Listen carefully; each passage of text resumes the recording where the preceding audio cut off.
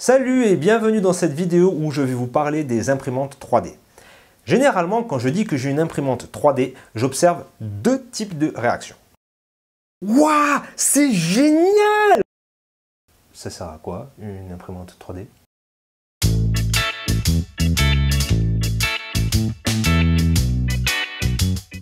L'impression 3D, c'est une méthode de fabrication additive.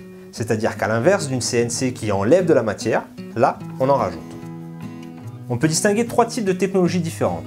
La première, le frittage sélectif, où on a un laser qui agglomère une poudre.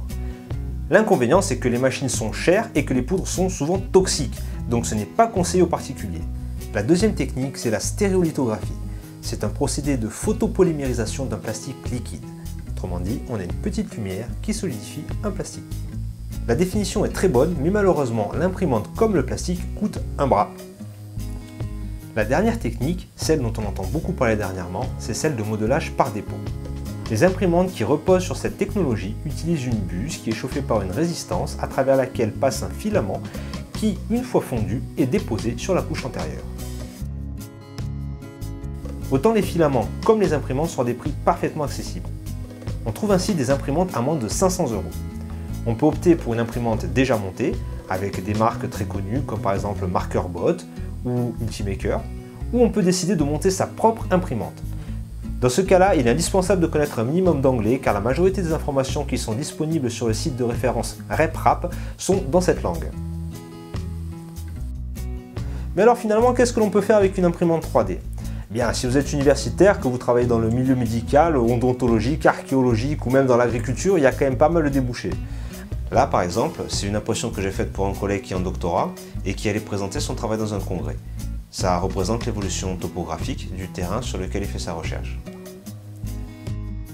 Si vous êtes un particulier, l'utilisation principale, ça va être la création d'objets personnalisés ou le prototypage. Par exemple, c'est un support anti-vibration que j'ai créé pour une caméra GoPro.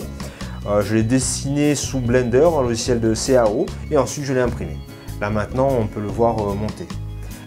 Vous n'êtes pas non plus obligé de tout créer, il y a quand même pas mal de ressources sur le net. Par exemple, à travers le site Thingiverse, les makers mettent à disposition leurs créations et vous pouvez les télécharger et les imprimer gratuitement.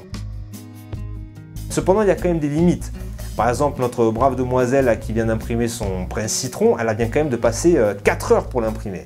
Donc si vous êtes en train de préparer la bouffe et puis qu'il vous manque un prince citron, attendre 4 heures, c'est quand même un peu long, quoi. Donc ce que vous faites, c'est que vous prenez la voiture, vous allez en acheter un, c'est plus rapide. Hein. Sinon, le soir, vous allez bouffer pizza, quoi. C'est clair.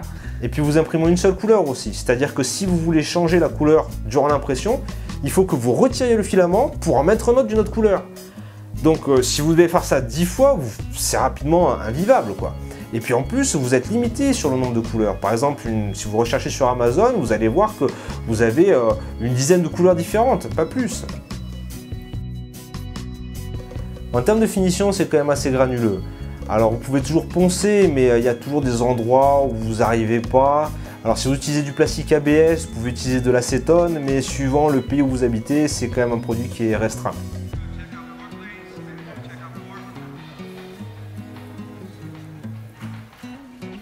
Enfin, il y a le problème de la calibration. Là, je suis sur la page wiki qui traite de la calibration d'une RepRap et comme vous pouvez le voir, c'est immense. Il y a 10 pages. Et le problème, c'est que chaque fois que vous changez de marque de plastique et même parfois de couleur de plastique dans la même marque, vous êtes obligé de repasser par certaines étapes, comme par exemple définir la bonne température d'extrusion pour le type de plastique ou pour la couleur de plastique que vous allez utiliser. Donc vous l'aurez compris, une imprimante 3D c'est un formidable outil si vous êtes un peu bricoleur ou si vous avez l'âme d'un inventeur, mais ce n'est pas encore une technologie plug and play et c'est une technologie qui va vous demander un certain investissement en temps.